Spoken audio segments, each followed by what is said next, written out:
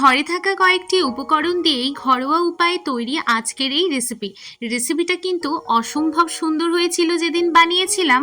তোমরাও বাড়িতে একবার বানিয়ে দেখো আমার মতো করে, কথা দিচ্ছি অসাধারণ লাগে খেতে। শেষ অবধি রেসিপিটা দেখতে থাকো, যদি ভালো লাগে একটি লাইক, কমেন্ট, শেয়ার ও সাবস্ক্রাইব করে দিও। চলো আজকে কি বানাচ্ছি দেখে নিই। আজ বানাচ্ছি পোড়া মশলায় তৈরি মুরগির মাংস। তার জন্য এখানে 4টে মিডিয়াম সাইজের পেঁয়াজ নিয়েছি, 2টো রসুন, একটা গোটা টমেটো মিডিয়াম সাইজের, আদার টুকরো কেটে ধুয়ে পরিষ্কার করে নিলাম।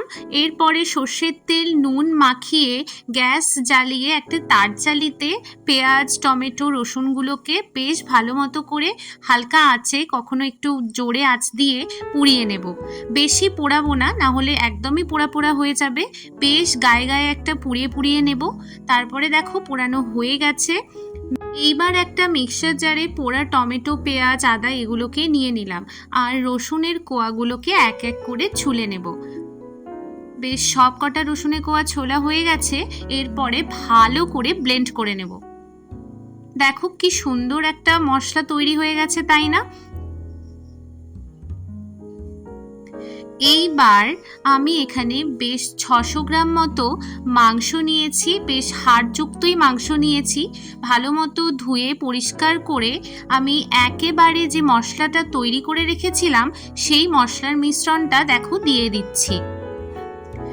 1 চামচ মতো নুন, 1 চামচ মতো জিরে গুঁড়ো, 1 চামচ মতো ধনে গুঁড়ো, 1 চামচ মতো কাশ্মীরি লঙ্কার গুঁড়ো দিলাম, দিয়ে ভালো করে মাখিয়ে নেব। চিকেনের সাথে মশলাকে ভালো করে মাখিয়ে রেস্টে রেখে দিলাম অল্পক্ষণের জন্য, বেশিক্ষণ রাখবো না।